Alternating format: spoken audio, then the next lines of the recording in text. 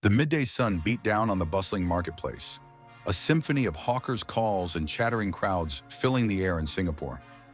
10-year-old Rohan, clutching a worn-out school bag, navigated the throng with a determined look on his face. He wasn't there for the delicious smells wafting from the food stalls or the colorful displays of toys. Rohan was on a mission. Earlier that week, his class teacher, Mrs. Devi, had shared a heartbreaking story about a fire that had ravaged a nearby community, leaving many families homeless and without basic necessities. Rohan's small heart had ached listening to the tales of lost possessions and shattered lives. He knew he had to do something. He had very little. His father, a taxi driver, worked long hours, and his mother helped out at a small bakery.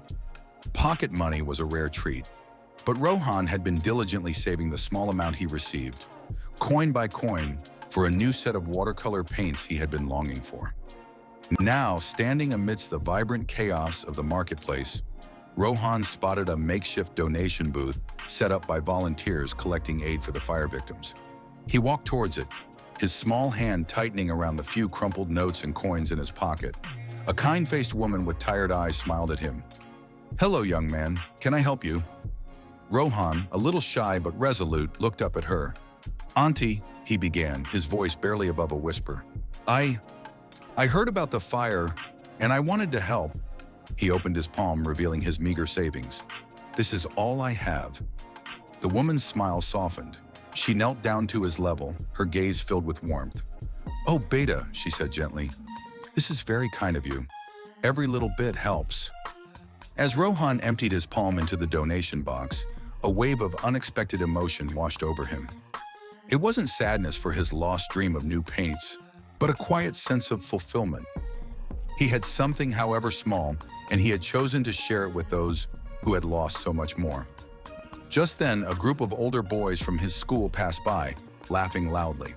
One of them, a boisterous boy named Sanjay, noticed Rohan at the donation booth. "Hey, look at Rohan! What are you doing? Giving away your lunch money," he jeered. Rohan's cheeks flushed slightly, but he stood his ground.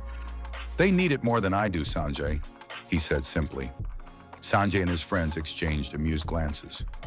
"Suit yourself, goody two-shoes," Sanjay scoffed before they continued on their way. The volunteer woman placed a comforting hand on Rohan's shoulder. "Don't pay them any mind, Beta," she said. "You have a very kind heart. You understand something very important." As Rohan turned to leave, feeling a quiet pride despite the teasing, he noticed a small, slightly dusty toy car lying near the donation box. It looked like it had been accidentally dropped. He picked it up, thinking of the children who had lost all their toys in the fire. He placed it carefully in the donation box, a silent wish that it would bring a little bit of joy to a child in need. Later that evening, as Rohan sat at his small desk, doing his homework under the dim light, his mother came in. She had heard about his act of kindness from Mrs. Devi. Instead of praising him with grand words, she simply sat beside him and placed a gentle kiss on his forehead. "Your father and I are very proud of you, Rohan," she said softly. "True wealth lies in the kindness of your heart." Rohan smiled, a genuine, heartfelt smile. He might not have new paints, but he had something far more valuable: the warmth of knowing he had made a small difference in someone's life.